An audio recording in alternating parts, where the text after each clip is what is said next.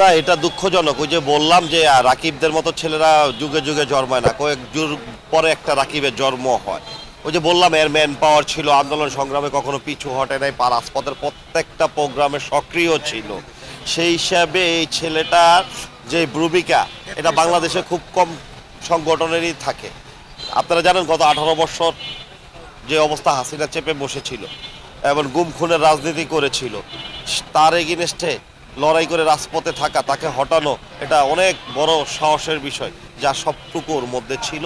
এবং ও দলকে সর্বোচ্চ সহায়তা করেছে, যে পরিমাণ সহায়তা করে দলকে আজকের পর্যায়ে রাষ্ট্র ক্ষমতায় দল, সেই পর্যায়ে ও দল থেকে কিছুই পায়নি।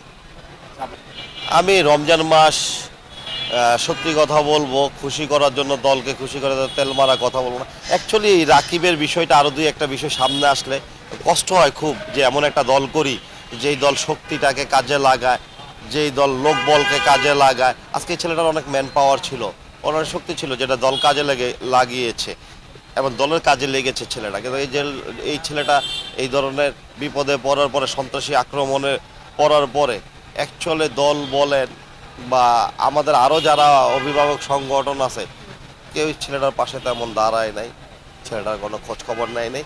হয়তো নিলে ভালো চিকিৎসা, উন্নত চিকিৎসা পাওয়া যেত, ছেলেটা উন্নত চিকিৎসা পেলে হয়তো বেঁচে যেত। আহামরি কিছু না, মাথার একটা কোপ, 5 স্টেজের একটা কোপ, এটা ইনফেকশন হয়েছে, ব্লাডে ইনফেকশন ছড়িয়েছে, হ্যাঁ, এই কারণে প্রবলেম হয়েছে। আজকে যদি দল প্রপার এই ছেলেটাকে নার্সিং করতো, বা এই ছেলেটা একটা ছেলে ছাত্রদল করা ছেলে, যুবদল করা ছেলে, আজকে আমরাও ছাত্রদল থেকে আজকে বিএনপির এই পর্যায়ে এসেছি।